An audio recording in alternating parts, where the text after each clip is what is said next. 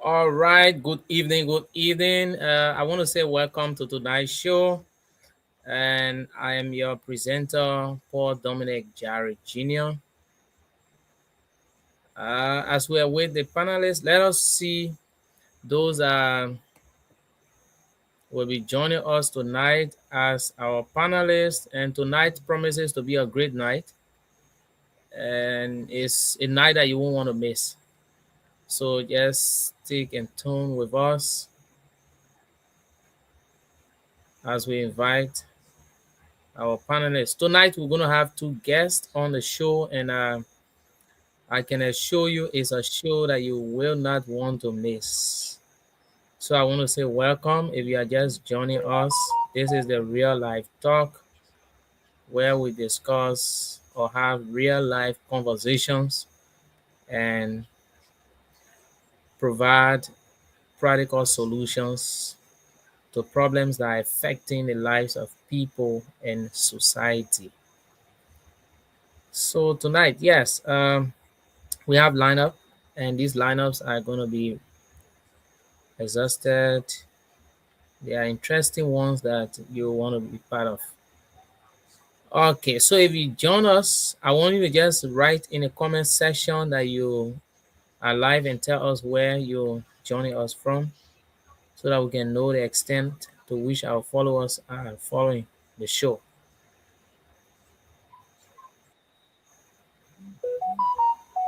As a matter of fact, we are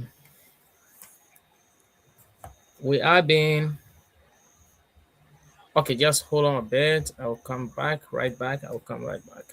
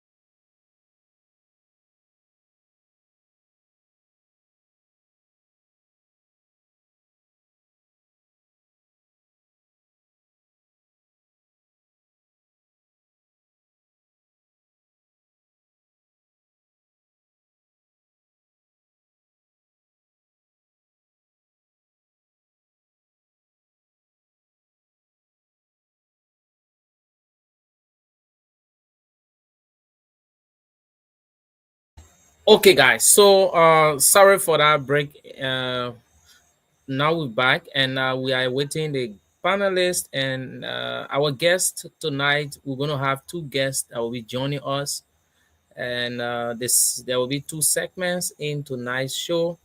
So the first segment will be a conclusion of our discussion in our previous show that we had last week, which was Sunday.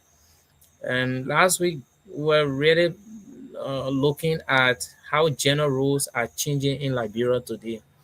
And to those of you who were not here, we talked about, we discussed a whole lot.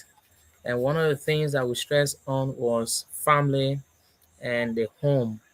And our panelists shared their experiences with us.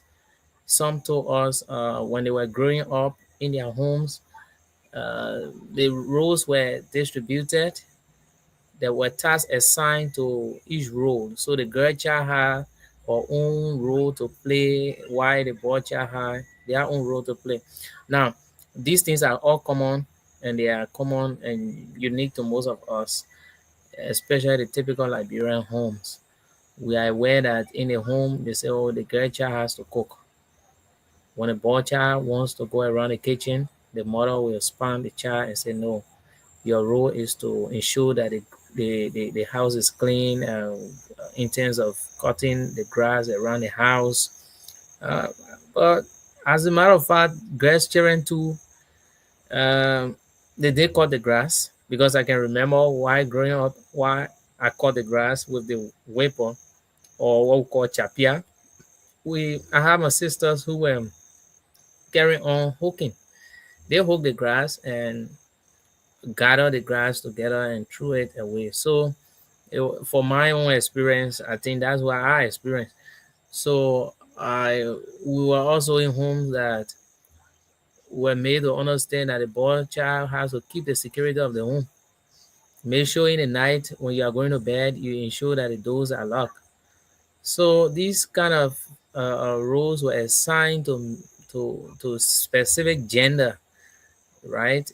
Thereby making these gender or these individuals to believe that these roles or tasks were roles that were traditionally attached to their gender, right? So some of us or many of us grew up in homes that we saw our mothers looking after the kids, and even when our fathers were home, I mean, they saw it as not their business because it is not their role. So these traditional gender roles uh, has been reviewed in terms of the family. How has it been in the family? And we are looking at the changing pattern in it. How is it today in today's society? Is it changing, or it is something that is still, is still ongoing? I mean, it's still the same as we've known it to be. So we've been trying to analyze that, and that was our first show. And we also delve into education, right? I don't really intend to have a repeat of all of those discussions, but these are just an overview of the discussions that we had in our last week's show. So just in case you miss out on it, the video is right there in our on our Facebook page, the Real Life Talk Facebook page. You can follow us, you can like and share our page so that we can create more of these contents that will help to grow the platform. We created this particular platform because of you. It is you that we are interested in.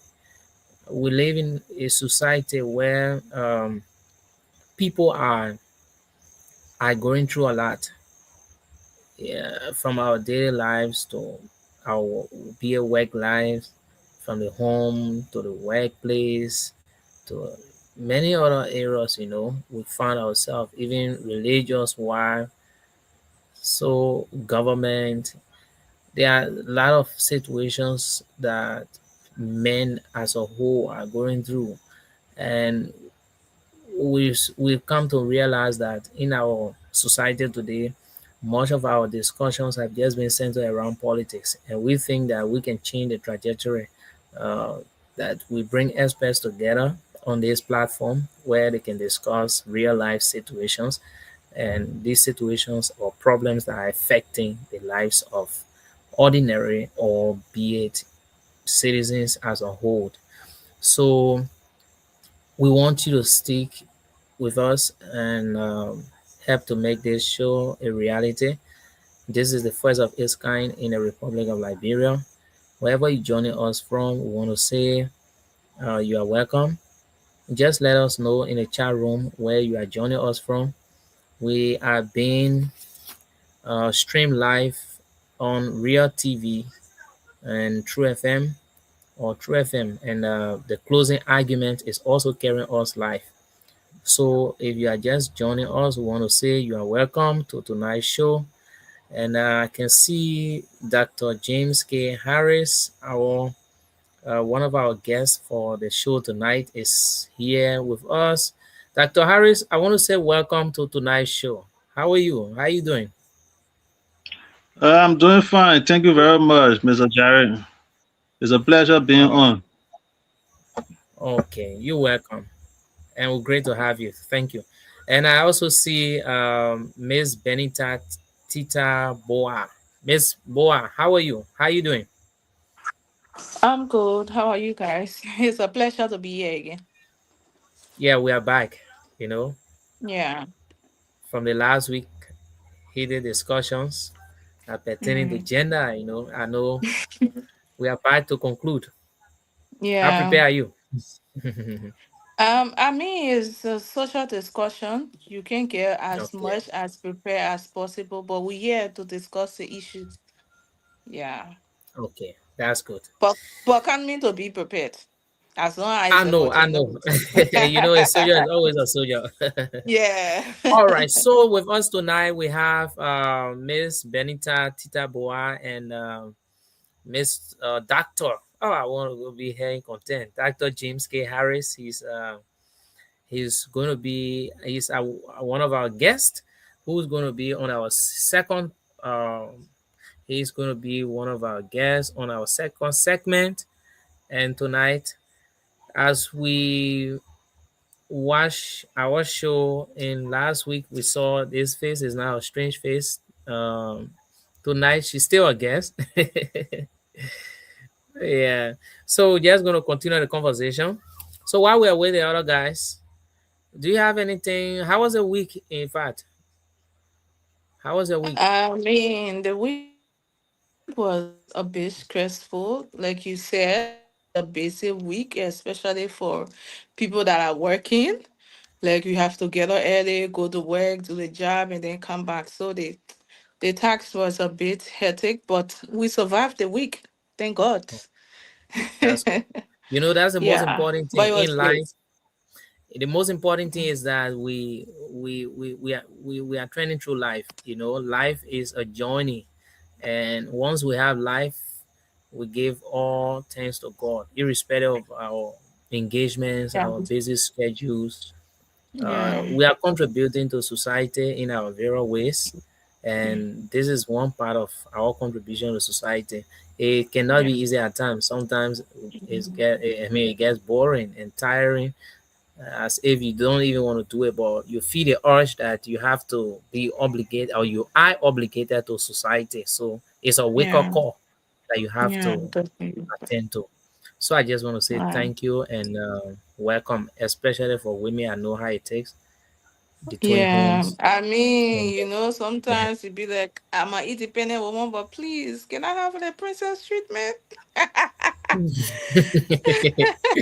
I know, I know that. So yeah, so if you are just joining us, this is the real life talk show where we bring to you conversations pertaining to real life issues about real life situations that we can discuss together and provide solutions where needed. We want to say welcome. My name is Paul Dominic Jarrett Jr. I am the founder and COO, and I'm your host on the first segment of tonight's show. So wherever you are joining us from, you can kind of do us a favor. Just type in the chat, where you are joining us from. We want to see the extent of our coverage. So just type and we'll read it out to see the extent of our coverage so that we can be able to produce more of these things that can help. As a matter of fact, we have so many discussions because humor exists in society, and as such, in society they do interact.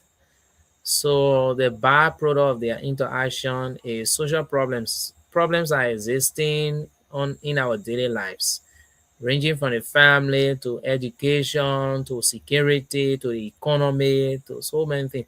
So unlike we are not trying to discredit other shows, but unlike other conversations around the corner that have always been driven towards politics, we want to shift the trajectory a bit to be able to have more of these discussions so that we come, let's talk it together. Let's have the conversations together. All right. So, Ms. Boha, while we are with the other guys, I think we can go on with the first segment because there's no time in our favor, right? Yeah, Having you. sure, definitely. Yeah. Okay. Yeah. So last week we talked about the family, the home. You share your own personal experience, how roles were divided or tasks were divided in your home personally, and Mhm. what roles were assigned to men, what roles were assigned to women in a home or girls. And they were not different from so much different from all of what many people I think have experienced, because even other panelists, when they shared their experience, they were almost like similar. Yeah. So we delve also into education. So tonight we want to be looking at employment and the economic life. What is your own take?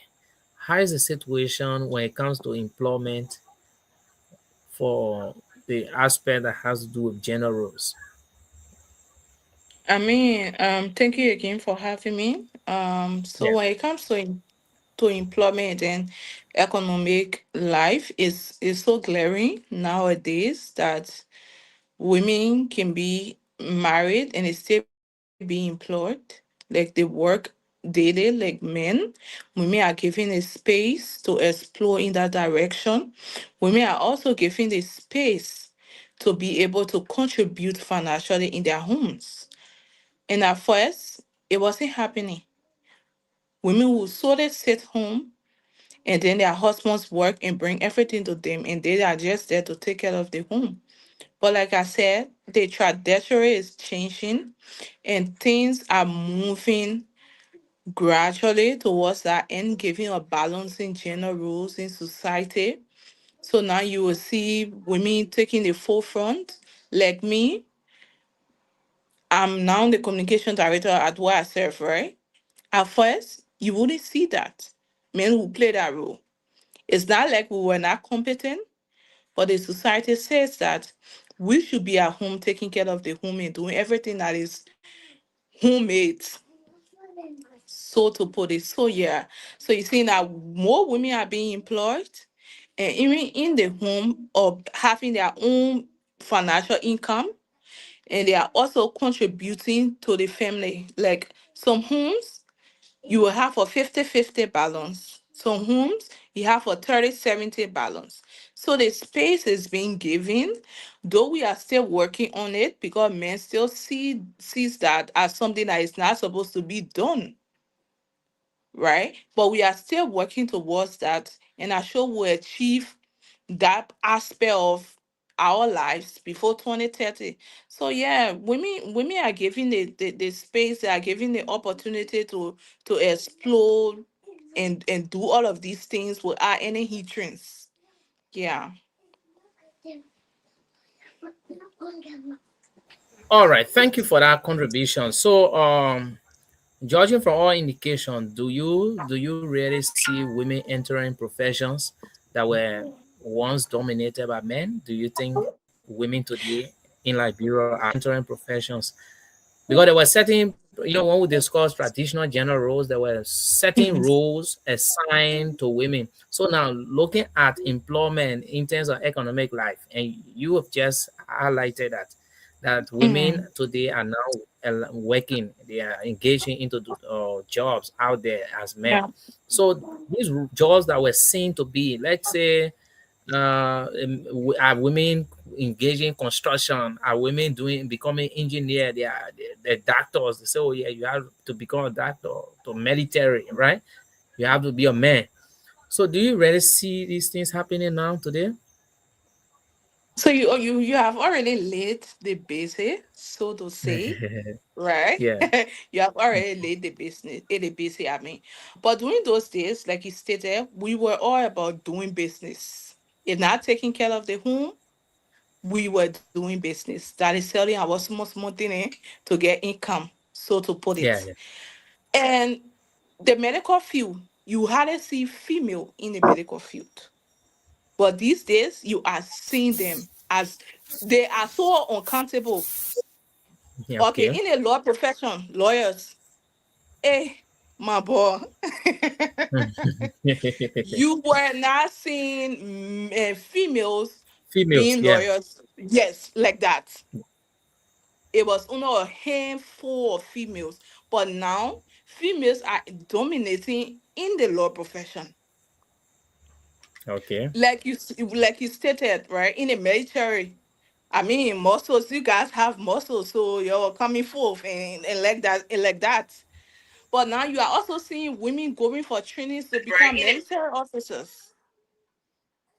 So many everything is changing gradually. Like women is given the opportunity to step forth and serve in every capacity that they are able to serve in. So in 2 to 3 years for now, you will see that this communication specialist will be a lawyer. And that's because the platform has been given to me, right? So we are making use of all of these platforms that are given to us, something that we were not having access to before. So yeah, the professions you are seeing more women into being doctor. Even you see nurses. We talk about that last week. Nurses were sorted for women, so to put it. But now you are seeing men being nurses. So the war is evolving gradually, and we are moving, not forgetting our tradition or our culture, but we are moving according to how the war is moving. We are evolving into their life in everything that concerns us. Men used to be comedians. We only know men to be comedians. But now women are in those fields as well. And they are even doing excellently well. So yeah, we are getting there little by little, like I always say, and we will reach there gradually. Yeah. Okay, we will get there gradually. We will definitely get there gradually. So, if you are joining us, we want to say, this is the Real Life Talk Show. And Shemadine, you said we are not live. We are live. So, to our followers, our listeners, and viewers, we want to say welcome to the Real Life Talk Show. Um, okay, you're right. You're right, Shemadine. Yeah. So we are not yet live, but I've shared the link on our show. I mean, on our Facebook page. So our guy, the technical team, they are working towards that and hope that we'll go live soon. No, Mr. Jared, sorry for the interruption. We are actually live, but you getting me? Yeah. I'm following the show. The show is live on which account is this? Account YouTube. We are live on YouTube. But I'm not too. You getting me? Yeah, I'm getting you.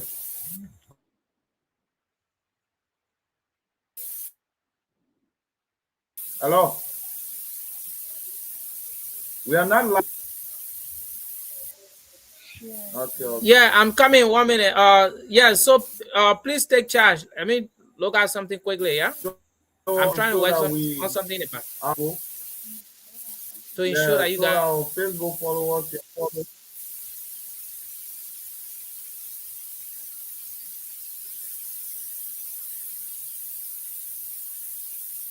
Not many viewers are on YouTube, so I think it would be much preferable to go live on Facebook rather than YouTube.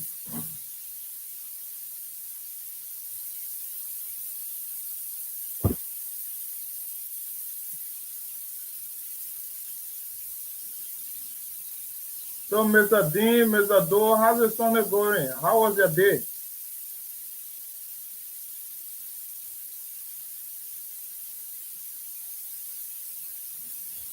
I'm doing fine. Thank you for asking. I was just concerned about the live on Facebook because the audience will much better follow Facebook Live than YouTube, Yeah, as sure, it's sure. the data and all like that. And you don't have a lot of individuals who will subscribe to YouTube and follow the show like that. So I was hoping that if we could try to push it to a Facebook or audience, that would be better. But I'm doing fine. I'm doing fine. Thanks Yeah, for yeah, asking. yeah. Yeah, and I think that's exactly what I was saying initially. Going live on YouTube is not really, really essential for us at the movement. Yeah, because as per the information I posted earlier, we inform our people that we were going live on Facebook. So I just hope Maya is listening to do the needful by ensuring that we are live on our regular platform that we have been using.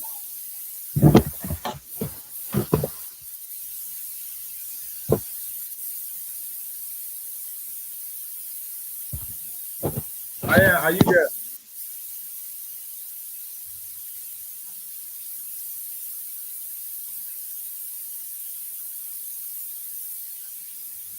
Oh.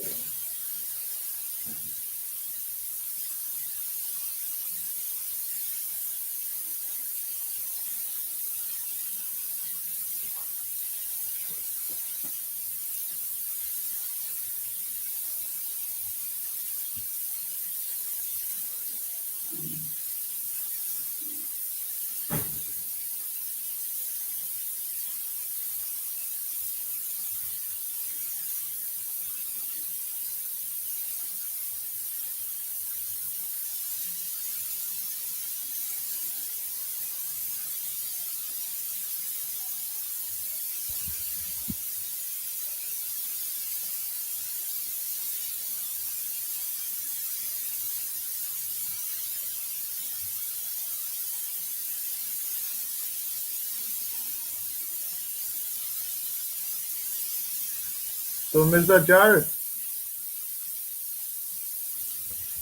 Yeah, Mr. Gonti, I'm there, and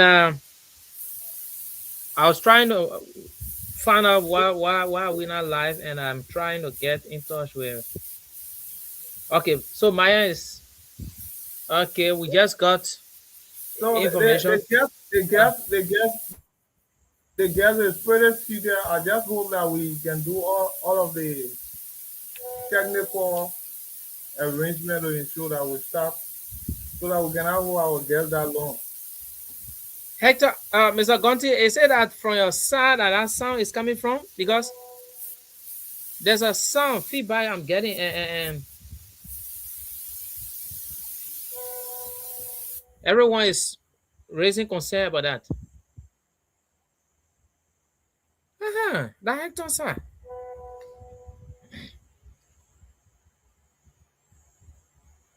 Are you still getting the feedback? So you see, when you muted, we didn't I didn't get the feedback again. So it's from your side. You So, have to either so, so, how am I going to talk to this? So, know what happened. uh huh. I don't know what is causing the feedback, but if possible, you can log out and log in. Okay, okay. Let me do that quickly. Try it. Let's see. Yeah. Oh, All right, guys. So we are live now, and if you are just joining us, this is the real life talk. We want to say sorry to our guest because we have been having some technical issues, and as such, we have worked around these issues, and they are all they have been resolved. So I think we can go back to our conversation. We have some distraction. Miss Benita Boa, are you there? Yes. Yes. Yeah. So we were basically focused on the traditional gender roles, and these gender roles, how are they changing today? So this is just the first segment of our conversation tonight, and we've already talked about the employment or the economic life.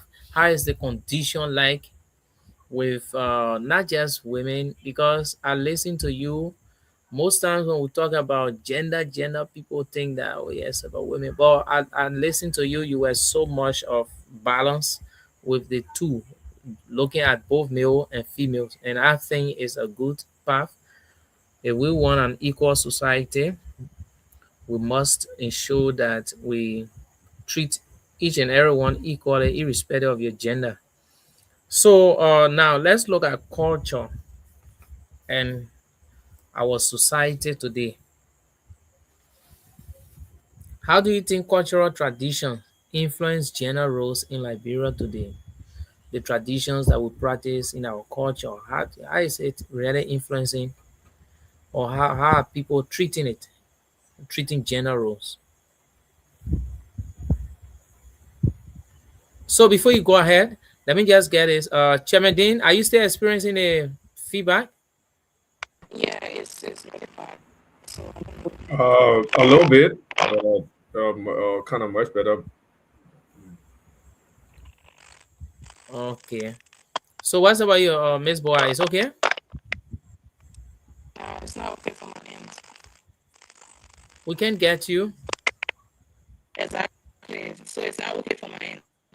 Miss Boa, can you log out and log back in? Just leave Yeah, the yeah. studio and come back in. We can just do that quickly then. All right. So we were discussing that, and to just do a round quickly on that, Mr. Um Andrew Dean, Chairman Dean, what do you think? What's your own take when it comes to that? How are cultural traditions influencing gender roles in Liberian society today? Culture has played a major role in shifting a lot of development in the social spectrum, gender not Okay. excluded. Um, Culturally, there are roles that have been attributed to female throughout their life. In fact, our culture in Liberia have trained female for specific roles, responsibilities. Growing up, in fact, our culture have a system. You listener might be very familiar with the Poor and Sunday Society. That system have taught and educated women to play specific roles in society. So, looking at contemporary Liberia or society, you see the shift. However, those who still find themselves in the system still gets held back, or such potential are being limited because these systems exist. And if a female had a passion to excel, but a system have told them This is what you are caught up to. You can always imagine they constrain the female place. So yeah, culture has played a very significant part in holding back female from reaching the potential that they desire. When you listen to our guest speaker, Ms. Boa, she talk about the potential that female has now in contemporary society, where they aspire to be who they want to be, and society has given them that enabling environment to excel at the level that was not seen before. However, there are individuals, females, who still find themselves in that system, the cultural responsibility and roles that have been attributed to them, to withhold them from going in from. So as a female, you have to take care of the house. So you are being trained all your life to take care of the home. You've been trained all of your life. A system has been training you to take care of your family, your home, raise the children, and all of those things. So yeah, culture has played a significant part, and Liberia is no more or less excluded from how culture has impacted the the role female aspire to play in contemporary society. Okay, thank you that for that perspective, Chairman Dean. We have Miss Boha back, our guest. We want to say welcome to those of you who just joined us. We are live on the closing argument, and we are also live on the Real TV and Truth FM. I want to know, Miss Boha, uh, which which of the tradition you listen to Chairman Dean? He spoke about some of these traditional practices or traditional systems that we do have or is common in Liberia. He made mention of the Poro, the Sunday, and there may be others that we may not mention. Which of these traditions do you think should be preserved, and which one of them that you think need reconsideration? You think? Okay, could you please mute the mic for me? Are you guys getting? Uh, Are you guys hearing what I'm saying? yes, go ahead again. Let's see. Are you hearing me? I just want to know what I'm being. Yeah, already. Your voice is really not coming through. It's coming distorted. It's not. It's So not let me hard. try. Yeah, it's still the same issue. Let me try the other panelist, Mr. Hector Tawagonti. What is your own take? Yeah, so firstly, let me say what a great day again to be here uh, to share with you all on this unique platform. So, with respect to the question I've been asked, we are all aware that gender role today is being, to a larger extent, influenced by cultural beliefs and practices. We must firstly establish that culture in the first place has created an orientation. Like the chairman said, it is now a common practice and it is now an orientation that men, especially those that were trained in the poorer society of the poorer institution, that were reserved strictly for men. They were taught how to take care of their home, provide, and so forth. And then, on the contrary, or on the other hand, where we had a female school, the Sunday Society, that was established purposely to train ladies how to take care of kids and take care of their men at home. So those beliefs have created an orientation that still influence both men and women today. So considering today's reality that gives each and every one, be it a man or a woman, the opportunity to work equally, to do things equally, there's no specific responsibility attached to a man and to a woman. So, like she really stated, it is a gradual process. and reaching to the peak, it is going to take some time, and that will require mental revolution, a change of mind, a change of thought, a change of our action. Yeah. So largely, I agree that it has influence on gender roles today.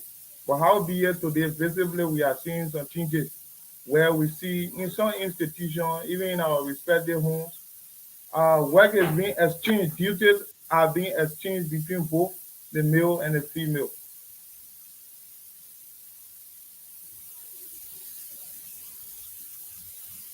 All right, thank you. So we have Miss Bohal back, and she's going to provide her own take when it comes to that. I think she was already in flight when she had some issues with the network. Yeah, I think I So have a issue with the network. So are you guys hearing me now? I'm thinking it could not be network specifically. Maybe the speaker from your side, but you were clear when we started, right? You were very clear. Exactly. That's why I'm not understanding why the issue now. Yeah, man. The audio is still not good. I don't know. Guys, do you have idea that you can reference her to check what's the Yeah, problem? What do you the first suggestion here is this. Once she's speaking, I will kindly request that every one of us, whether the moderator or panelists, all be muted. Let's see how it works.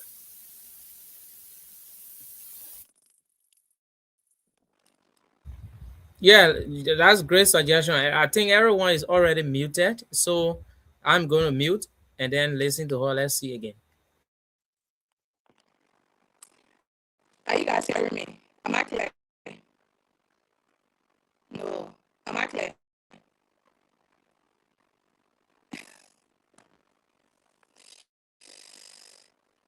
Not at all.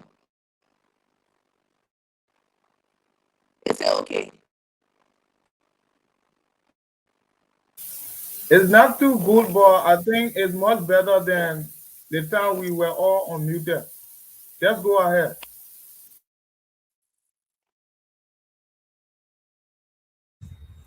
Yeah, you can go ahead. Let's see. Let's give it a try again. See how it goes.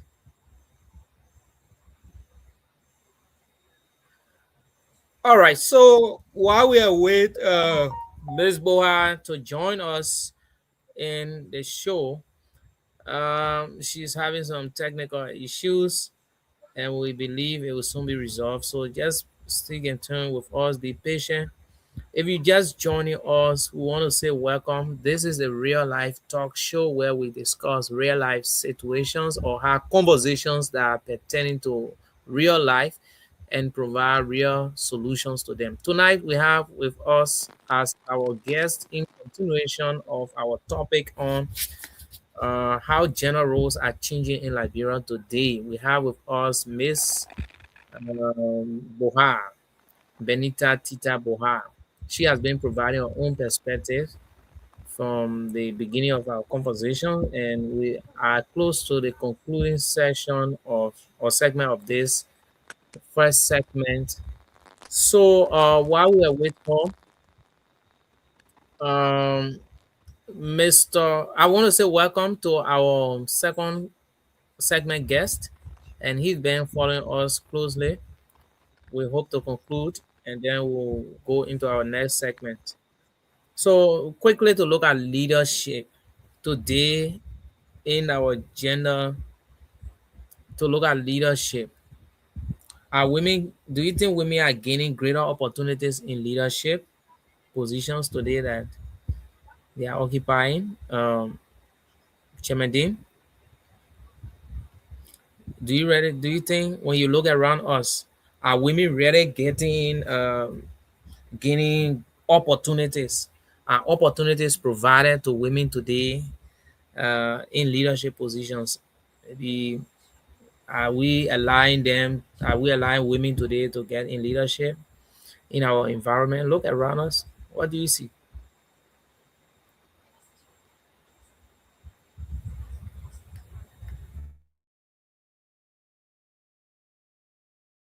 Kind of unmute yourself. We can hear you. Are you guys hearing Okay. me? No, I'm sorry about that. So, Ben, please mute your call. I think you're still struggling yet. All right. So the platform has been created in our society, contemporary Liberia, where women strive, especially those who uh, see the need to pursue leadership. Of course, they are given the platform to do so. Now, you should first understand there are a lot of obstacle that female tend to battle to get to where they want to be, and education is one. So getting to leadership within our society, contemporary society, females require to obviously obtain education, and that comes with a lot of challenge. There are a lot of distraction that could block a female from reaching those potential. Like, for example, look at Liberia as a whole, right? Teenage pregnancy once upon a time was a major thing. You will see for a young lady to finish high school without getting pregnant. I mean, it took real discipline. So those are obstacles that are there. It requires discipline, determination to navigate those things. So you look at teenage pregnancy, you look at the lack of funding.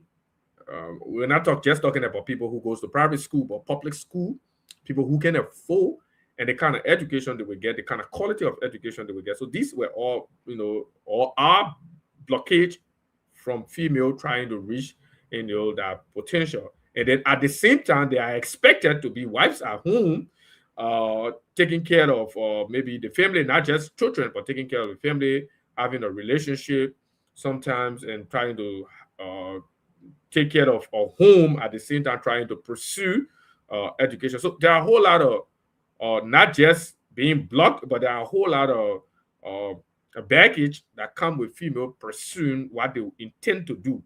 And these things are the attributes, or those are the load that they have to carry to reach there. So seeing a female who tend to get to where they want to be without trying to raise kids, without trying to take care of the family, without trying to do all of these things. Obviously, at that point, society then gave them the opportunity to serve. But getting there is the problem that I believe that female faces, because it's not about once they get there, society will obviously give them the platform, because I can name female in position of power, but it took determination to get there first. Dr. Louis Poto, Minister of Health, Dr.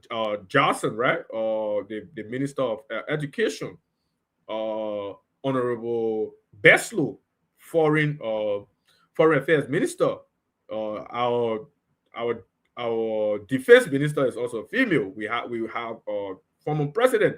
Look at the private sector in the civil society. We have Bowie. We had the former president. So these are female who have expired and reached the zenith of as leadership as you will see it. But there are few, right?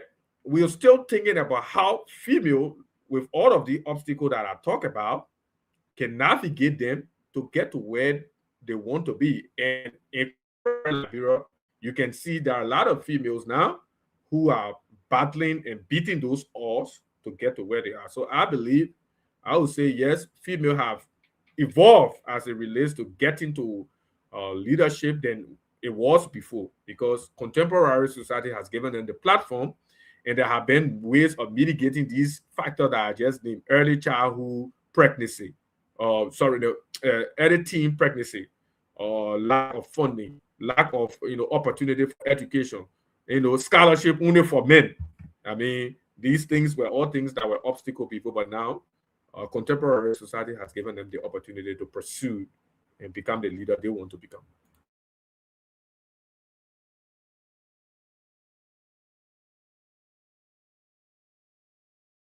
You are still mute. You are still mute. You have to unmute yourself, please. All right. So thank you for throwing in these things, and I believe that all of us we are gaining more from the experiences that you are sharing, because you guys have lived these experiences. You are coming from different angles and you giving your own perspective. I like the part of you being practical with referencing some of these things. I mean, some of these females who are actually an example or examples that one can reference. So, lastly, before we close on this, and right after this, we will be looking through to see our followers and our audience. But before that, before I come to Mr. Hector Conti, um, I realized that we're still not live on the other platforms like a closing argument and Real TV. So, so where are we live currently? I'm still suspecting that we are at YouTube. uh, YouTube. Oh, YouTube only? YouTube, right? No. Then we have to contact Marian so that he can do the needful. Like we stated earlier, we don't have much follower on YouTube. Yes. So let me do that. Let me try. So take charge, Mr. Conti, with that before we can, because even we have to take calls on one or two discussions, especially with this segment. So let me just check on here again. I really don't know.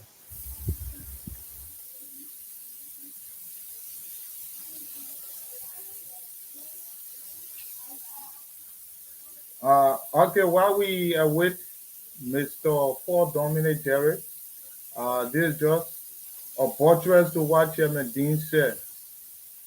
Today, unarguably or undeniably, it is visibly and increasingly more and more opportunities have been given to women today or the female gender. It is often said that equity or equality calls for equal and fair opportunity for both genders.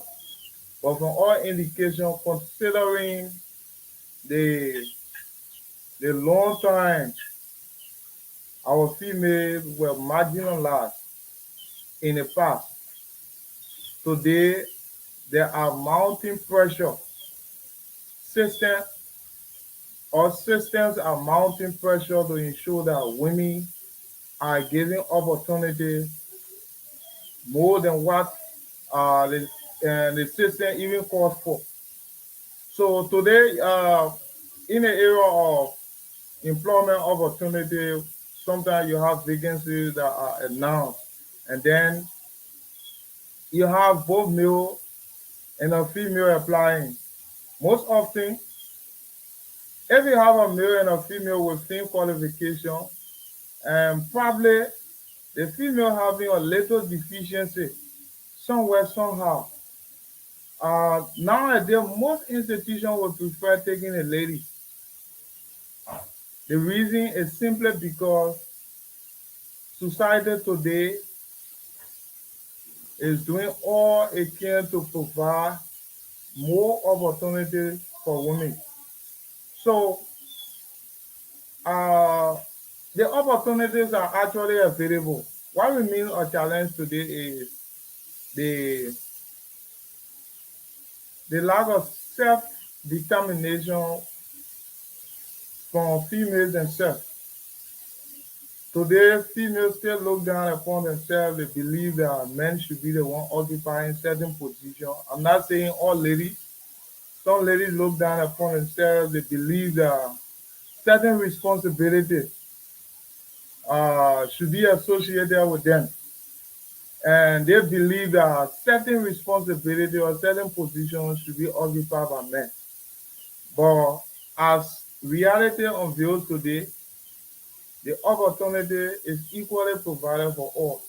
So one of the challenge that or one of the challenges that women must overcome if they intend to drive equally with men is to build that self-determination, believe in one's ability and believing that what men can do, they can also do the same. Um, we must also admit that there are certain responsibilities, especially within a family, that cannot be exchanged between the male and the female. Let's say, for example, the the idea of carrying a kid or an unborn child within the womb for 9 months. That's a responsibility today that is squarely in the purview of ladies. That is something that cannot be exchanged with a man.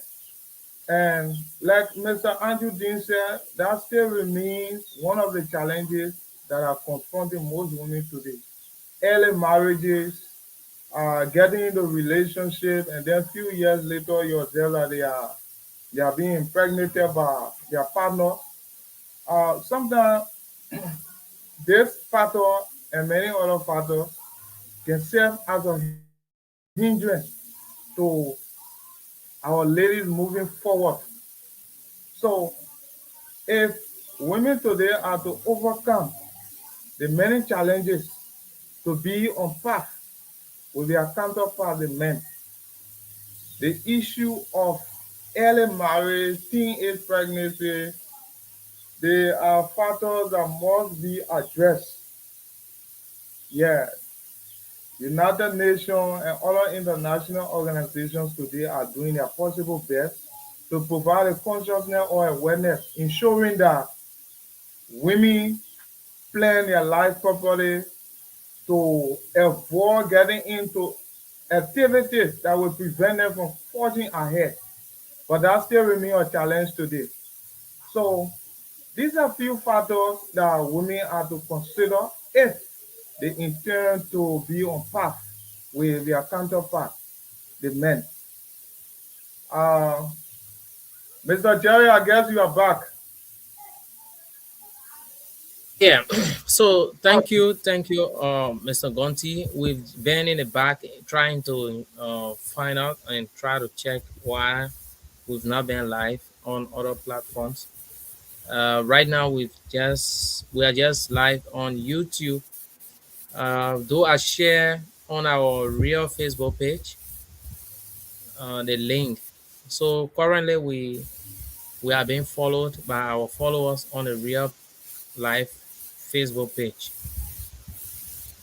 Yeah. So So can you tell us exactly how many persons are following? well, Who is watching? except I get back there, let me just do it quickly. Yeah. So just to conclude on this segment, I wanted us to have some discussion. I mean, to take some calls or look through our comment section and see what our followers are saying, what their takes are when it comes to this discussion. You know, issues like this, it only take some who understand what it takes, especially when it comes to the importance of these kind of topics to our daily lives, our family, and how women are trying. I mean, like you mentioned, international organization or body are being making franchise effort to bring women at par with their male counterparts, which is very relevant. You also mentioned jobs when job adverts are released, they say women are strongly encouraged to apply. All these things are meant to bring women apart because earlier women were made to be, I mean, to stay in the back. So we must have an equal society. Everyone must be brought on board, irrespective of your gender. So gender should not serve as a barrier to to the contribution an individual has to make. All of us were born equally in the image of God, and as such, we must be treated equally. Though there's still an argument or debate about being equal, is there in our traditional stand, women are not to be equal with men. So these are gender stereotypes that we think we want to break. All right. Mm-hmm. So I think we can continue our segment and then try to wrap up on this so that we can usher in our guest.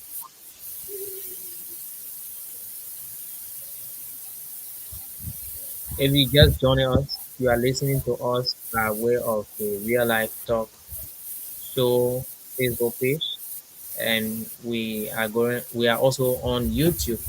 So we want to say welcome to tonight's show. We've just concluded on our discussion in last week's show where we talked about gender roles and the changes that are occurring in gender roles in our society. All right, so I will at this juncture I will shift the pendulum over to Mr. Gonti, who's going to take us through the next segment, and he will introduce that segment and coordinate it. Thank you, Mr. Gonti. Thank you once again for the opportunity. If you did follow our page or our partners, those institutions that we are partnering, like the real life, not real life, but real TV and other online platforms, we did inform you that today we are going to be highlighting a topic that centers around alcohol. And gratefully, we have completed the first phase of our program for today. So, with no time to waste, we go quickly into the second segment of our programs today. So, the second aspect of tonight's program is divided into various parts. We are going to delve into that very quickly. But before we go into the first part of this program, if you are just joining us, this is the Real Life Talk. We are here this and every Sunday, beginning from 8:30 p.m. to 10 p.m. So if you are just joining us tonight the first time, we are kindly requesting that you ask someone to join you as we go through this fascinating discussion. So tonight, like we promised, the second segment, our topic here is,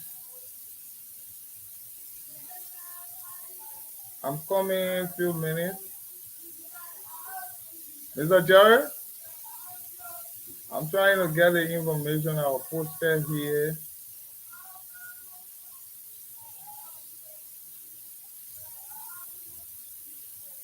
Mr. Jerry, take over a minute. Ah, so thank you. I'm there already. Our topic tonight is checking whether alcohol related deaths are a reality in uniform services. As you may be aware, some days ago, um, one of the major security grouping in our country, the LDA boss, made a statement wherein he said, uh, poor performance today in the police and death among police were all attributed to drunkenness and drinking among police officers. So with that, we thought it was to bring this as a discussion where we invited one of our colleagues, a trained medical practitioner from Douglas, and also a first-class citizen, a member of the armed forces of the Republic of Liberia. In a few minutes, we will be giving him the opportunity to introduce himself, to tell us who he is professionally. So with that being said, uh, Mr. Jerry, we are back again. How was your Sunday? Or how did you spend the Sunday today? Are you talking to me? Yeah, yeah, Mr. Jerry. Yeah, I thought you were talking with a guest. So, the Sunday was great, and maybe we'll just listen to the guest to tell us to introduce himself. Then we go straightly into the discussion because we really don't have the time or much time now. All right, so we turn the microphone over to our guest, who will introduce himself for at most 1 minute. Hector, Mr. Jared, thank you for having me. My name is James K. Harris. I'm a pharmacist, not a medical doctor. I have a Doctor of Pharmacy degree from the School of Pharmacy. I'm also the chief pharmacist for the 14 Military Hospital. And I am a first lieutenant in the Armed Forces of Liberia. Additionally, I'm a lecturer at the African Methodist Episcopal University. So I am grateful to be on the platform and to share on the discussion that is at hand. Thank you. Okay, we are equally grateful having you on our platform, especially the first time to share with us on this unique program. So we give the microphone now to our panelists who will tell us a bit about themselves, beginning with Chairman Dean.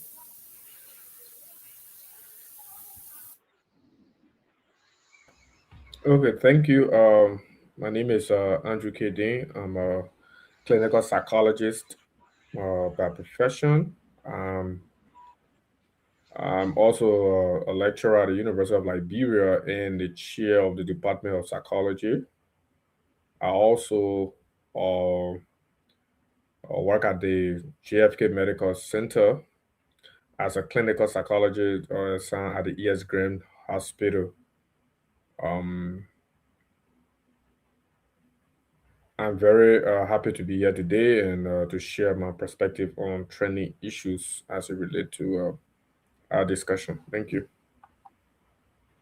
Okay, thank you, Mr. Dean. Let's now listen to Mr. Paul D. Jarrett. All right, thank you. The name is Paul Dominic Jarrett Jr., and I am an educator by profession. I hold a master's in education and first degree in sociology from the University of Liberia and the Shada University in India, respectively. And currently, I teach at the University of Liberia in the Department of Sociology, Anthropology, and Criminology, and also provide mentorship in research across departments. So I'm happy to be here to provide my perspective on uh, a very great and unique topic. Thank you. Thank you. We are just listening to the introduction from all of our panelists, including our guests. Well, Mr. Gonti, We, we lost the guest. yeah, I just hope that he can rejoin because the discussion will have to start with him.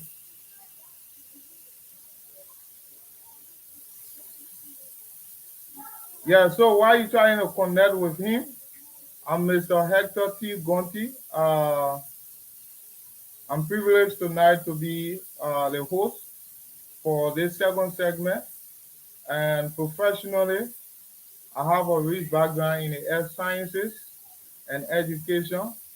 Uh, I hold a bachelor's degree in geology and also in education from the University of Liberia and the United Methodist University, respectively, and also hold a master's degree from the Graphic Era University, which is situated in Dehradun, Uttarakhand, India. So currently I lecture at two prestigious institutions of higher learning, the University of Liberia and Mangivi University. So that is it. We just hope that we can be rejoined by Dr. Harris. Okay, so while we are waiting, we just Okay, give so little. sorry, Mr. Moderator, I had to cut you off like that. While we're with the guest, like the introduction, the background information concerning uh, the statement made by the LDA board, LDA authority. I think his title there, he should be to be exact. Um Let me get this quickly. He is as per his position in that role. He is Acting, the acting yeah, acting, officer in charge. He's the officer in charge of the Liberia Drugs Enforcement Agency and the Deputy Commissioner of the Police. yeah, So, Biago uh, Padika. yeah. So in that statement, he mentioned that from his observation and researcher have been he has a researcher and added to his own observation, he has realized that much of the deaths that are occurring in Liberia, the Liberia National Police today, is as a result of alcohol. Yeah. So I just want to inject that. You can go ahead. Thank you. Oh, thank you. So while we await our guests, there are a few things we want to say that centers around our topic tonight. Firstly, considering a key term in our topic, alcohol. Probably someone is just listening or someone is just joining and wanting to know what is alcohol. Yeah, so we are just going to throw a little light on alcohol, looking at the chemical definition. And so this is it.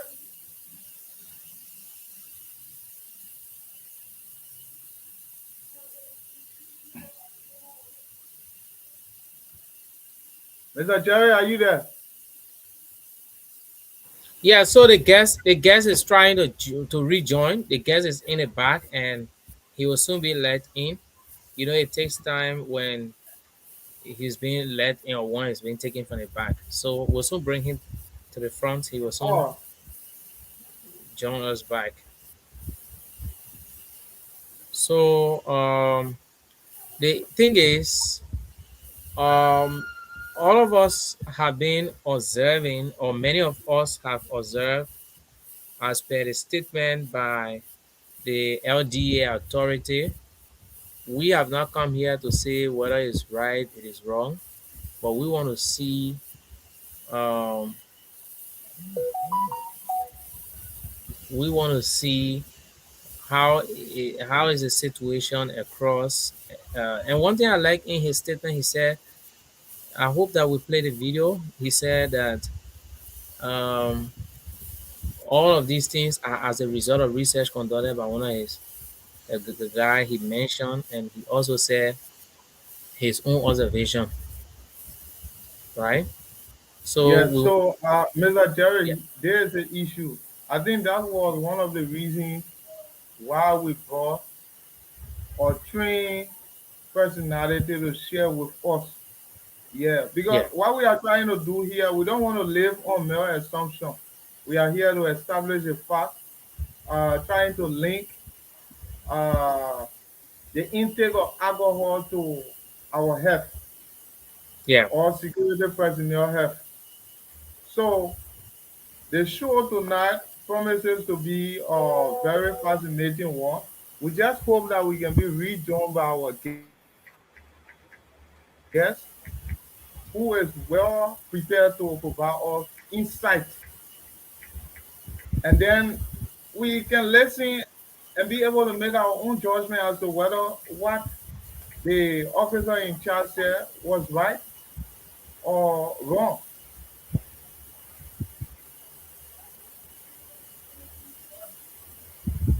All right, so the guest is still making effort. He will soon be added, and we'll I continue. was just, I did a research today and I discovered in 2020 the World Health Organization came up with a report providing statistics or data on the death that were attributed to excessive or abuse of alcohol today.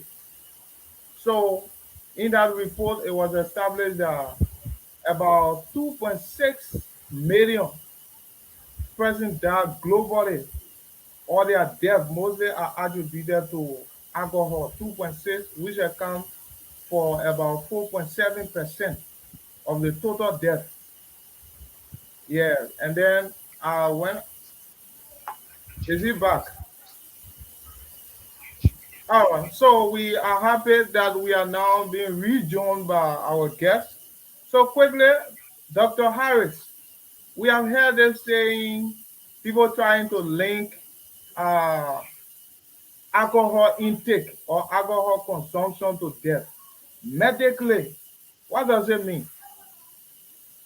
Okay, thank you. Glad to be back.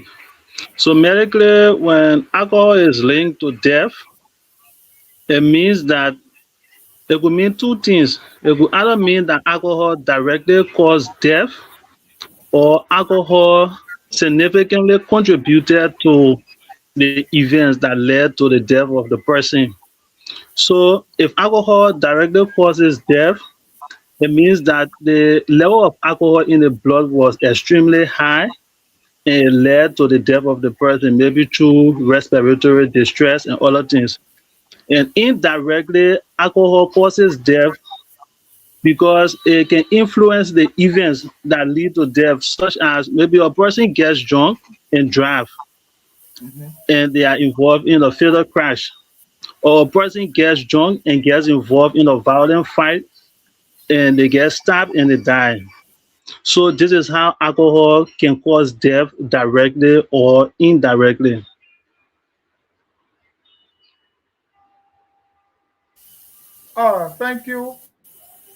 Thank you, and I hope we are all listening and taking down notes. If there are questions in subsequent, the opportunity will be given, especially for our followers or viewers. So, having listened to you, secondly, we want to know, can alcohol directly cause death, or is it usually indirect? Like you mentioned, accident, violence, health, or complication. Directly in the context of the medical area, can alcohol cause death? And how does it actually happen medically? Okay, so the answer to that question is both can happen. In the medical setting, both can happen. Alcohol could directly cause death or indirectly cause death. So as I was just previously listing, so alcohol could lead to road traffic accident, which is one of the common cause of accident cases. So a person gets drunk and they drive and they are involved in an accident. That's an indirect cause, of alcohol causing death. Also, for uniform personnel, for people who wear the uniform, the police, the immigration, the military, being under the influence of alcohol could indirectly lead to death when you are executing your function, because military personnel, uniform personnel, they carry weapons sometimes and they may mishandle their weapon, leading to operational errors. So this is how alcohol indirectly causes death. Alcohol, on the other hand, can affect the nervous system. So it often lead to mental distress. So it might put you in a position where you might inflict physical harm on yourself or harm on another person. And then we have series of medical conditions that alcohol can potentiate. For example, we have liver disease, right? Hmm. Different Yeah, kinds yeah, of liver yeah. diseases, a high consumption of alcohol can cause inflammation of the liver. Also, high blood pressure, hypertension. So excessive consumption of alcohol for a prolonged period of time could cause hypertension. So if a person dies from hypertension and they were a chronic alcoholic, you can say the alcohol uh, is the indirect cause of the death of this person. Previously, when we talk alcohol related death, we mentioned alcohol poisoning, right? In alcohol poisoning, the level of alcohol in the blood is extremely high. So alcohol as a central nervous system depressant, what it does is that it suppresses the portion of the brainstem that control breathing. So what Okay. happens to the person is the person suffers severe respiratory distress. It might lead to coma and death. So this is a direct cause. So these are the way alcohol contribute or directly or indirectly to death. Okay. I just received this question from a medical student. He said, naturally within the human body, the carbohydrates that we consume, the body is capable of converting those carbohydrates, or alcohol is produced as a byproduct from digestion within the intestine.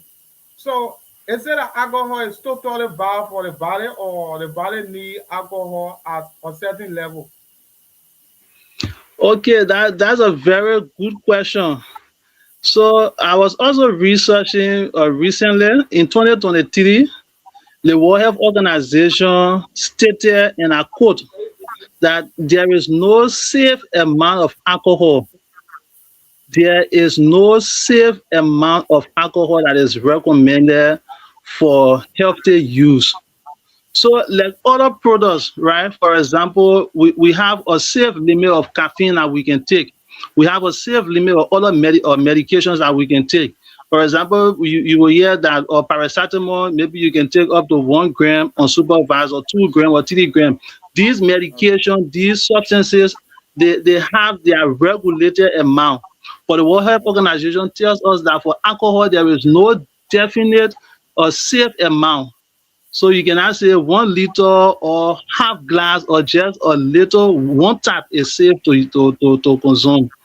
So while alcohol is not illegal, because in most countries of the world, alcohol is legalized for recreational purpose, but it is not recommended, it is not stipulated as this amount is safe to consume.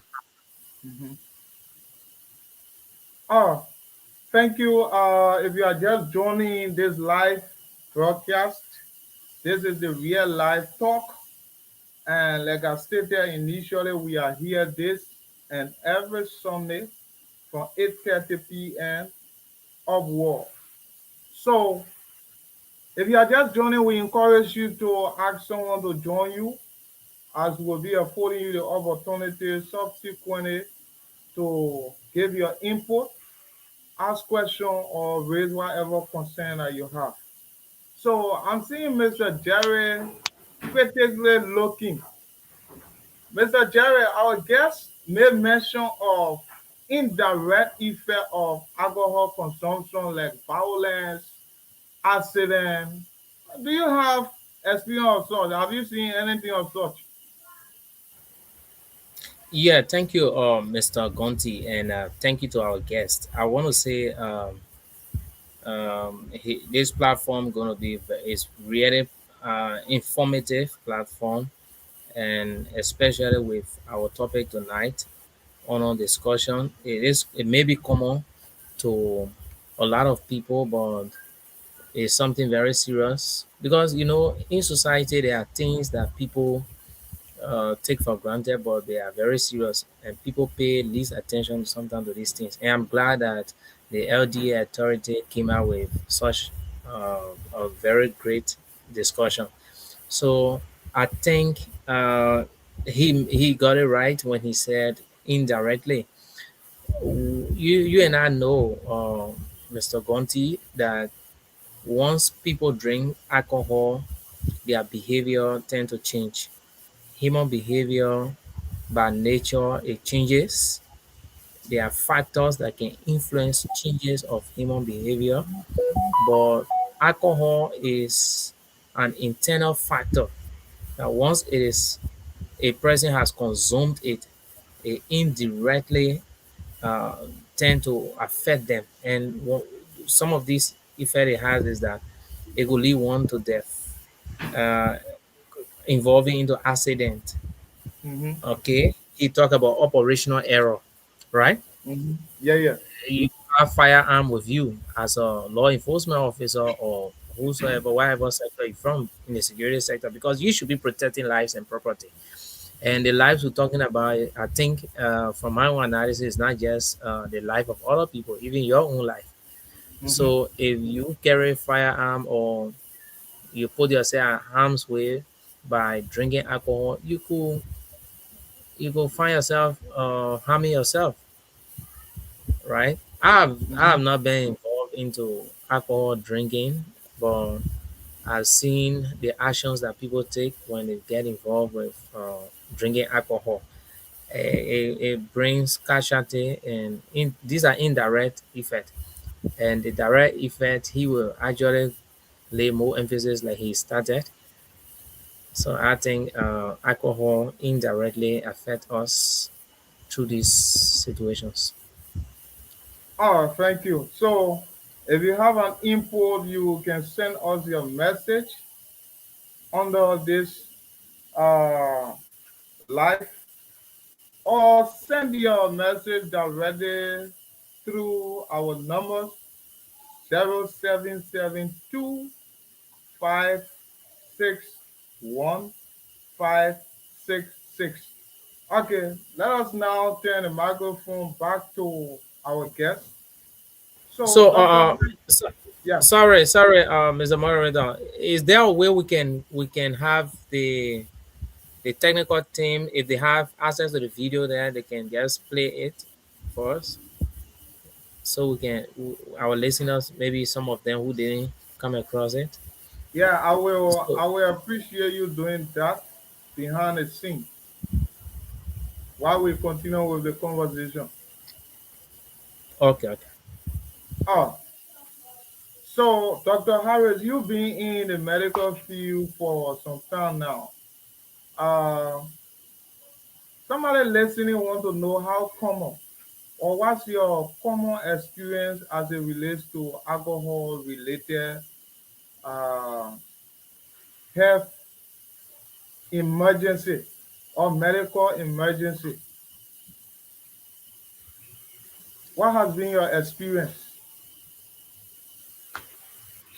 Well,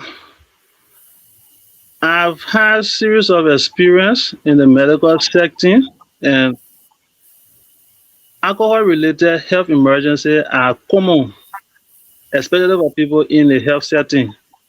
So, the first time I had such an experience was at a local clinic when two uniformed officers were rushed to the clinic. They have fought among themselves and they were seriously wounded.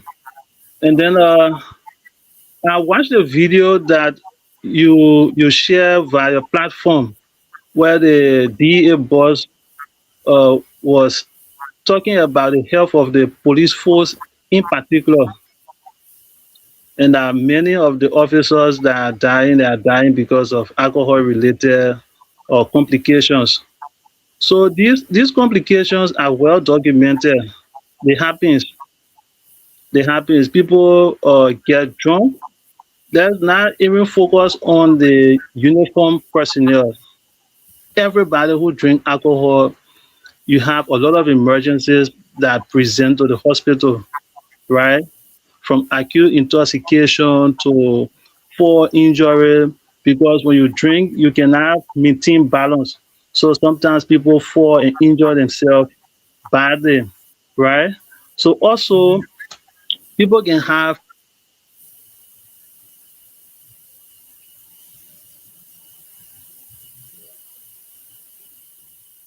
Are you still there, Mr. I think his network is having some issues. Oh, okay, okay. So while we wait him to settle that. Uh, Respiratory distress. Okay, he's back. Yeah, so the emergencies are common and they present to the hospital on a daily basis. So mhm. yeah, Oh, so let's get Mr. Jerry input. Mr. Jerry, even though you are not from the medical field, but I guess you you have been from one place to another. Do you have a personal experience as it relates to excessive alcohol consumption related, sorry, alcohol related accidents or medical emergency resulting from alcohol consumption? Yeah, that's good. And truly, I'm not from the medical background, but have a life experience of that. And what I experienced in time past was at the time I was involved in an accident and I underwent surgery. So why in the I don't know how they call it theater or wherever we can the patients are seeing. While we're there, I saw cases that were being brought in, and one of those cases that I saw was alcohol related. Even when they brought the individual, the entire room, the odor of the alcohol took over the entire room, and he was bleeding. Their bike went on a car or truck, so everyone couldn't just believe that people would drink until they drink themselves off, you know, because your life matters in this situation. Now, there's the case of the police or uniform officers that we're talking about. You going to work, you have to be in your right frame of mind or conscious mind, right? Hmm. To serve Yeah. people, to serve humanity. And you find yourself, some are traffic officers. They are seen on the road directing vehicles, right? I think jokingly, one day someone said to me, once you involve into drinking, you will begin to see everything around you as photocopy instead of the originals yeah, the originals will produce more photocopies in your eyes. So if Yeah. for Yeah. example Yeah. you are beyond staring, be it that you are a law enforcement officer or whatever, and you get involved into drinking, you will see the opposite lane to be the lane that you think you should be on. And that's where you see when police officer is telling you go this way and you say no. And sometimes the police officer say if you are directing the traffic, you will start directing the cars the wrong way because you have involved or taken in alcohol. But people have their reasons, and some say it is in order to keep them active, to keep them Yeah. going, yeah, to put them in zigo, as they can say. But it has a serious effect and it bring about reduction in productivity in workplace because effectiveness and efficiency will be lacking. Yeah, okay, Yeah. okay. So before we can turn to our guest, I like to ask this question. Sorry if I go a bit personal. Do you actually take in? I'm trying to drive at something. I want to ask you a You know, question, but their bosses already said most of them they say they can drink. Oh, all of them can no, no, no. I'm drink. not speaking to the guest. I'm speaking to you personally, Oh, you Mr. talking to me? Jerry. Yeah, yeah, yeah. Oh, okay. I thought, Mama, I'm not in the security, so I know how can this question be related to me, man? Because the claim has been associated with the uniform officers, and for me, I'm not even an officer. Okay, there's Okay, no way so that the you thing can is skip this question. This is actually the question, right? no, Um, I do not. I do not take in alcohol. Yeah, most people have attributed the cause of our guys in uniform consuming alcohol because of frustration, because yeah, of so many pressure. So, do you care to comment on that? What do you think people, or mostly our men in a uniform, what do you think they they usually partake in that? Well, I think the question is to the guest, right? He's listening. No, I'm going to go to the guest. The question Oh, you here is talking to to, me? yeah, I want to get your Okay. view. What do you think? Well, I will come from the social standpoint. People take in alcohol accordingly. They said to relieve themselves of many life problems. Look at an look at a police officer who makes a salary maybe 150 or be whatever little amount above that, and now Mr. he Jerry, has so many. sorry that I'll have to cut you off. My fear here, I don't want us to create uh, a situation where probably our show may appear political. I want us to just look at it from a general standpoint. Um, Okay. yeah, what do you think people people drink? Okay. Yeah, that's what I'm saying. People drink for excitement. Okay, Like we go on a party and we think that the way to keep the party going is to bring liquor or bring alcohol to the party. So they say a party without an alcohol or without alcohol is no party. okay, And then okay. you see people going home early, right? And Yeah, sometimes people drink to relieve themselves of sorrow or frustration.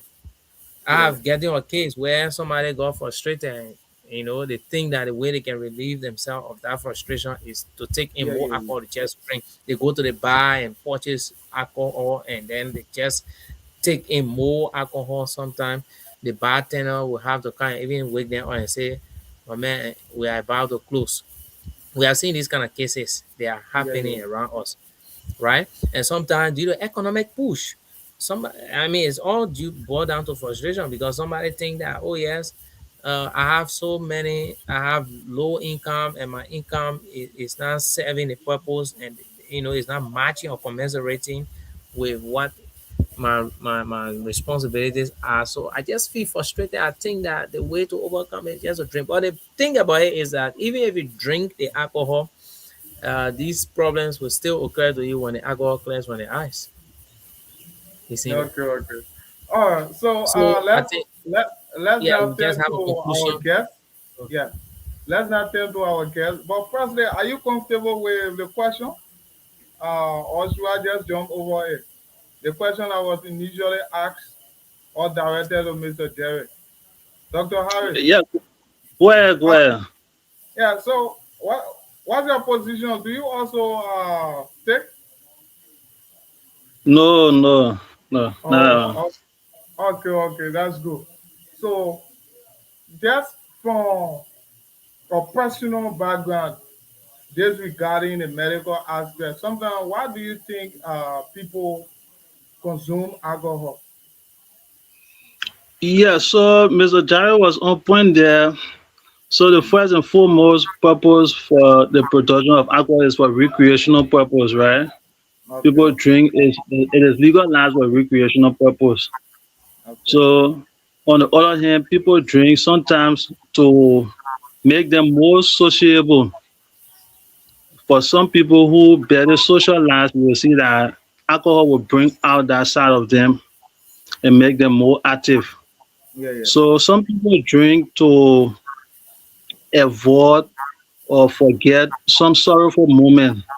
One mm-hmm. of the side effects of alcohol, or one of the things that alcohol does to the body, is that it suppresses the central nervous system. It can Okay, also cause you to forget, right? mm-hmm. But when you resume consciousness, the situation comes back, So, reality so, sinks so, in. And I think that is why people start to drink more, right? That is what leads to the alcohol addiction because you start to drink more, you start to drink more, you start to drink more. So those are the reason, just few of the reason why people drink.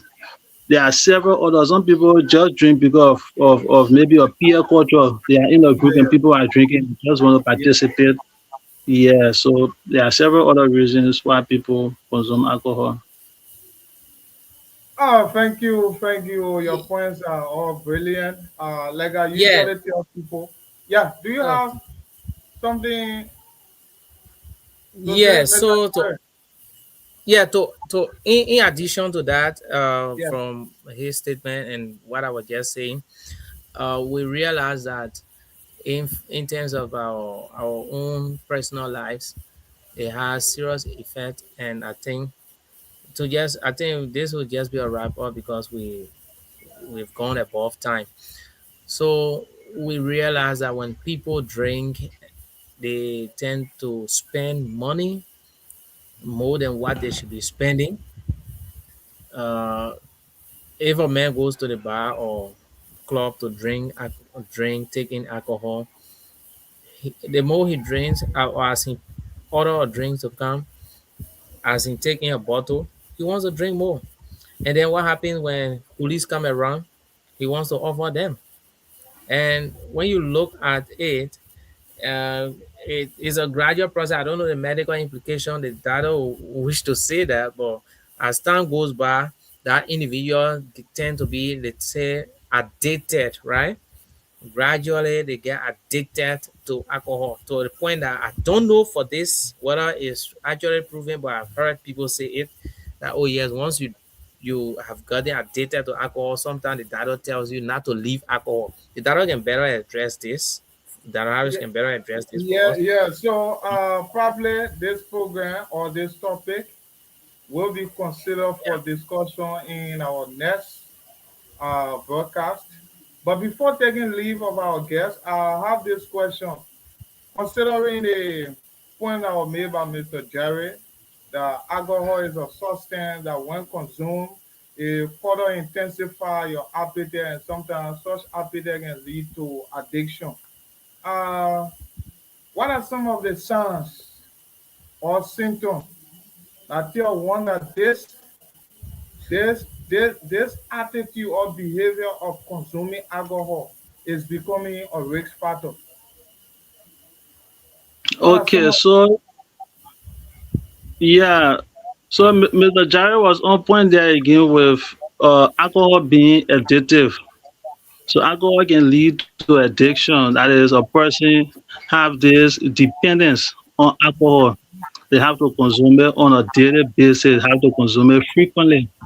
So there are several signs that will tell you that alcohol is becoming a problem, is becoming a risk factor, a dangerous risk factor. So for people in uniform, for uniform workers, first that will start with decreased productivity. You are not efficient at your job anymore because you have consistent fatigue and hangover. okay, Also, you could also have uh, the need for alcohol. You do not feel fine when you do not drink alcohol. You need alcohol now. It's like you are dependent on alcohol. So you have to drink alcohol on a daily basis. Then another prominent sign that indicate a risk factor is the hand tremor. So your hand, you experience tremors, shaking movement okay, of the hands in the morning or when you haven't drank maybe the alcohol. So that tells you that you are reaching a point where alcohol is becoming a problem for you. Of course, there are other social signs, right? So a person who drinks alcohol often have a lot of challenges in dealing with friends, workmates, family, have financial issues because they are spending drinking and getting drunk. They also face disciplinary issues at work and also in the family and wheresoever they are. Uh, a prominent sign of alcohol becoming a risk factor is increased aggression. the tendency to get Okay. aggressive and get agitated at every provocation. Okay. So when you drink, especially as a person who wears the uniform and carry authority, you easily get agitated when you are under the influence of alcohol. So this tells you that alcohol is now dangerous for you. There is a need that you seek help. In terms of your physical appearance, you will have poor nutrition, which can be manifested as reduced or weight or muscle wasting. You appear pale because sometimes alcohol leads to bleeding or you might experience anemia, low blood.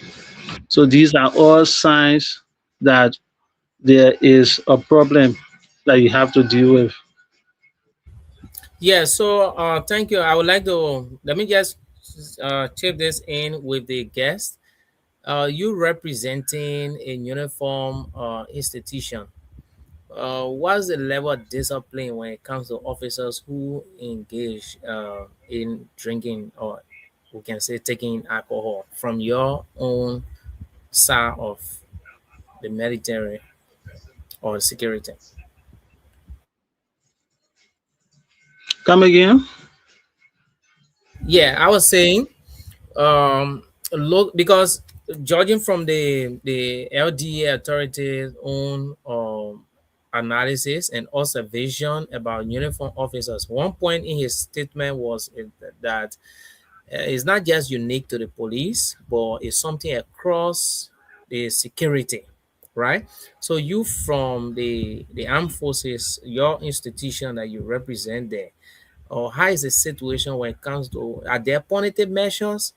Are there measures put in place when one is caught drinking alcohol? Is it prohibited to drink alcohol, or you can take it small?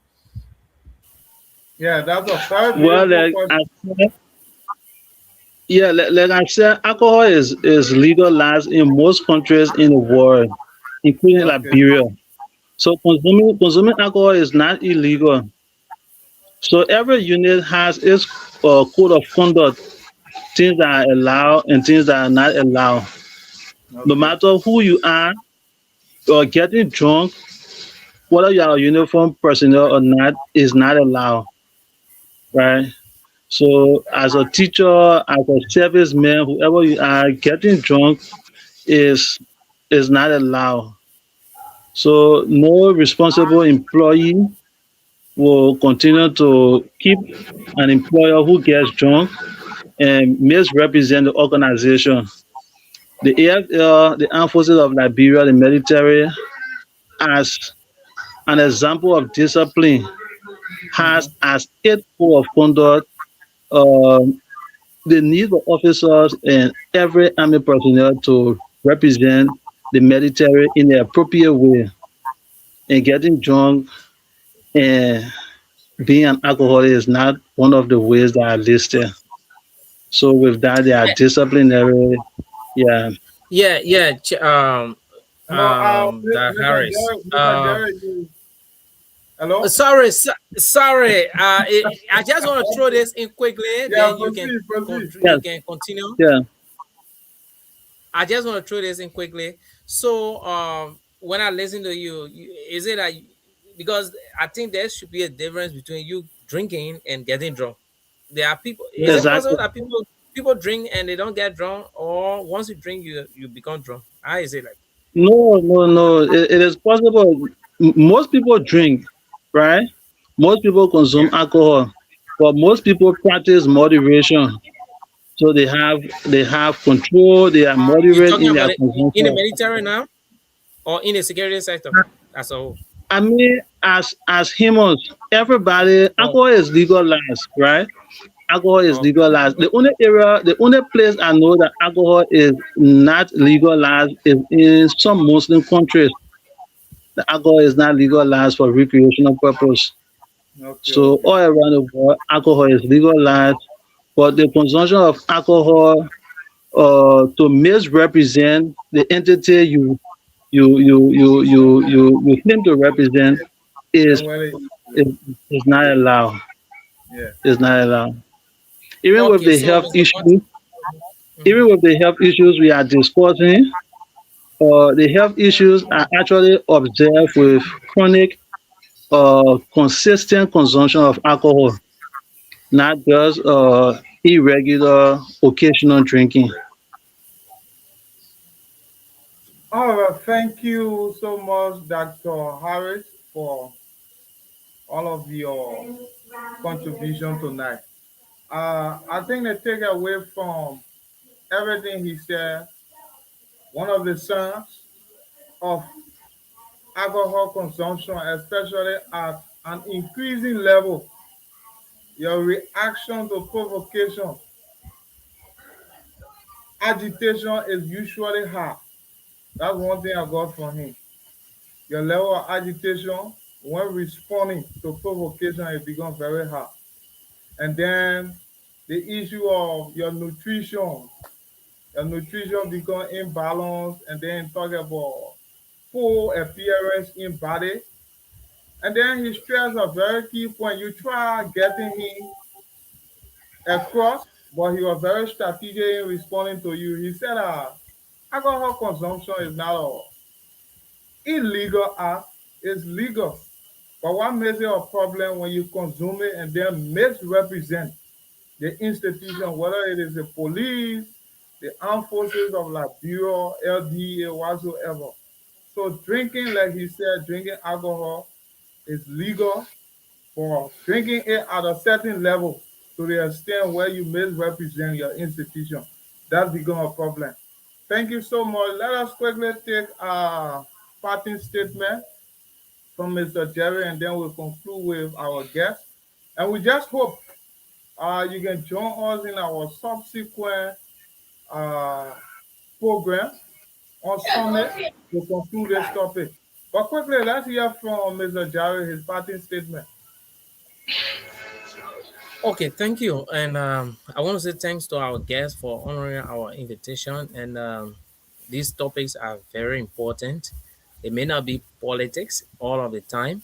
Uh, it's something pertaining to human life and our interaction. So we know such a topic sometimes is difficult to attract people, more people, because we have had a society now where everybody attention is just, oh yeah, let's discuss the politics, how to do this, bring this other news and this. But I want to say thank you for having me here today, and I wish that we can have more of these discussions and to bring about a more better society. A better Liberia is a primary focus that I have. Thank you. So let's hear from Dr. Harris, our guest. Your parting statement. Okay, so thank you for having me on the show. Uh, yes, and interestingly, the alcohol consumption issue, especially amongst uniform servicemen, is not particular to Liberia alone. So in 2025, there was a research done on the Sri Lanka army, Okay. right? And Yes. then the research was done to ascertain the impact of alcohol on male military personnel. Okay. So the research revealed that the the military personnel, the men in the army, were at high risk of alcohol use disorder, and it was related to the stress of the job. Mm-hmm. So this alcohol consumption, chronic alcohol consumption among servicemen is not uh, specific to Liberia alone, but servicemen all across the world. Maybe Sure. because of the stress of the job, exposure to trauma, and also maybe because of limited mental health support. So battling alcoholism And coming out of alcohol addiction requires the support of the society, the support of the unit, and support from mental health and group. So we're grateful for the opportunity to be able to contribute to this platform, and we hope that there will be other engaging discussion that will help to speak to issues that are affecting our society. Thank you very much. Thank you. That was the voice of Dr. Harris. Like he stated, we are always open to people like you, and we hope that you can join us in subsequent programs to continuously provide a consciousness to our people. Education is the key to the future, to have a better future. We need to continuously provide education for our people. Education gives rise to good health, it gives rise to wealth, it gives rise to development, and you can go onward and name the rest. Once again, we want to say we are blessed having you on our show.